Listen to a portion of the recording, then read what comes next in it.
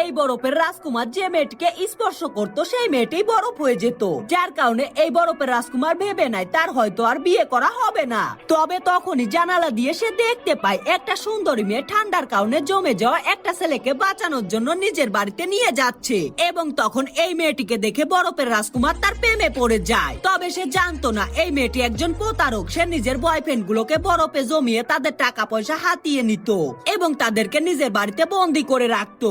এদিকে বরফের রাজকুমার মেয়েটির বাড়িতে চলে যায় এবং সে মেয়েটিকে প্রপোজ করে বসে, এবং এই লোভী মেয়েটি বরফের রাজকুমারকে দেখে বড়লোক ছেলে ভেবে নেয় এবং তাকে নিজের বাড়িতে নিয়ে যায়, এবং সে বরফের রাজকুমারকে ঠান্ডায় জমিয়ে দেওয়ার জন্য এসিটিকে অন করে দেয়, যার কারণে তার অনেক ঠান্ডা লাগতে শুরু করে। তবে এই বরফের রাজকুমারের কিছুই হয় না, এজন্য মেয়েটি বরফের রাজকুমারকে বরফ খেতে দেয় এবং সে ভাবতে থাকে এই বরফ খেলে হয়তো বরফের রাজকুমার ঠান্ডায় জমে যাবে। তবে এই বরফের রাজকুমার খুব